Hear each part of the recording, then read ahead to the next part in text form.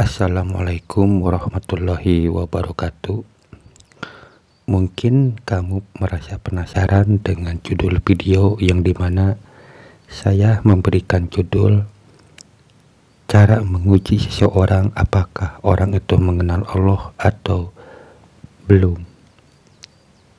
Nah, baik, jika memang teman-teman merasa penasaran dengan judul video itu, di sini saya akan mencoba atau memberikan cara bagaimana kita mengetes seseorang apakah mereka itu benar-benar mengenal Allah atau hanya sekedar ucapannya saja.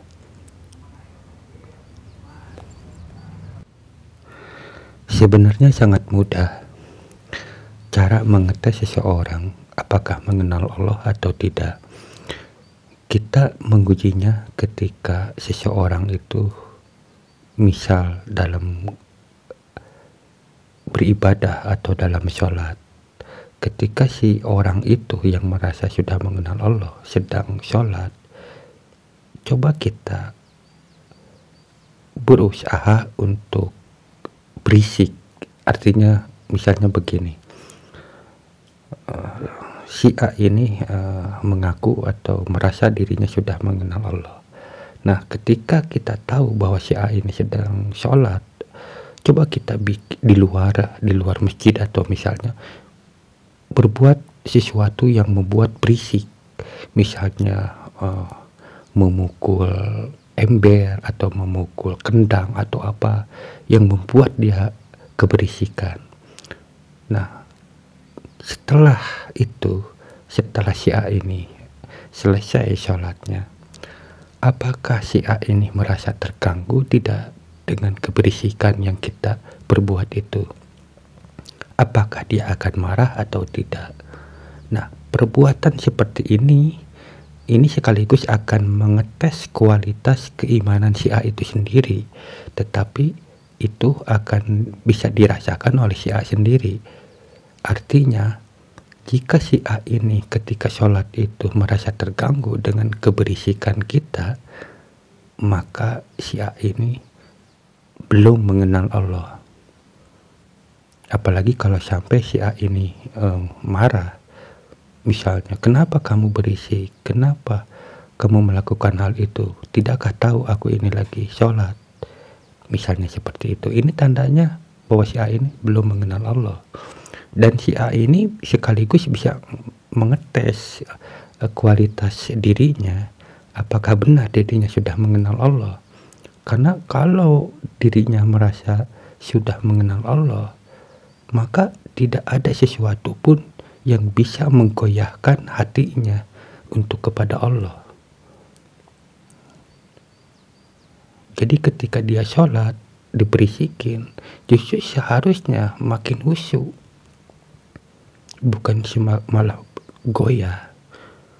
Jadi kalau dirinya merasa goyah, berarti pengenalan dirinya terhadap Allah itu dibatasi. Tetapi hal ini hanya sebuah sebuah pemahaman saja. Artinya bukan berarti kita harus melakukan hal semacam itu. Itu adalah sesuatu yang memang tidak pantas dilakukan. Cuman artinya bisa saja jika kita sendiri yang merasa sudah mengenal Allah, lalu tiba-tiba ada sesuatu yang tanpa disengaja kita ini merasa dikacaukan dengan sesuatu suara.